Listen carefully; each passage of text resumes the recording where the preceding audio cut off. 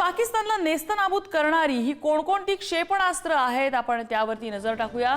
जमिनीवरून हवेत मारा करणाऱ्या हवाई लक्ष्यांना भेदण्यासाठी सक्षम असलेलं आकाश क्षेपणास्त्र प्रणाली या ठिकाणी भारताने डिप्लॉय केलेली आहे। ही आकाश क्षेपणास्त्र प्रणाली भारतीय बनावटीची आहे। अण्वस्त्र वाहून नेण्याची क्षमता या वॉरहेड्समध्ये असते।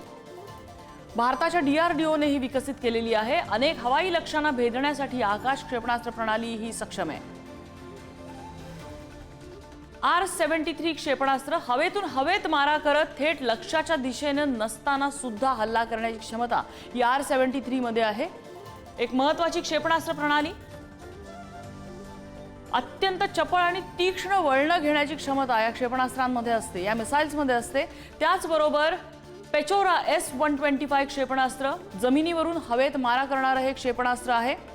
कमी उंचीवरच्या हवाई लक्ष्यांना भेदण्यासाठी हे सक्षम आहे। जे ड्रोनचे हल्ले होत आहेत, क्षेपणास्त्र हल्ले होत आहेत, त्याला इंटरसेप्ट करण्यासाठी R-27 मध्यम ते लांब पल्ल्याचं असं हे क्षेपणास्त्र आहे। R-27 हवेतून हवेमध्ये याद्वारे मारा करता येतो।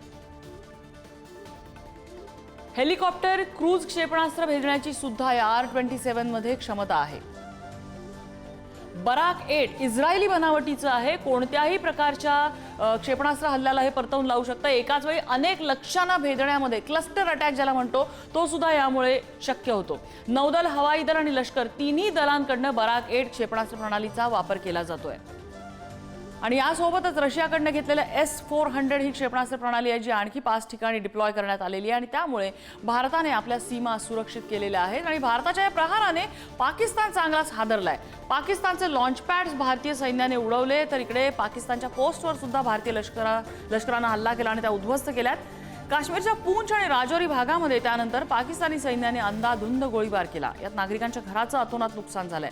भारतीय सैन्याने जोरदार प्रत्युत्तर देत पाकड्यांचे हल्ले परतवून लावलेत। भारताने पाठवलेल्या ड्रोन्सनी इस्लामाबाद आणि लाहोरमध्ये मोठे स्फोट घडवल्याचे सुद्धा वृत्त समोर येत आहे। रावळपिंडीच्या एअरबेस जवळ सुद्धा स्फोट झाल्याचे कळत आहे।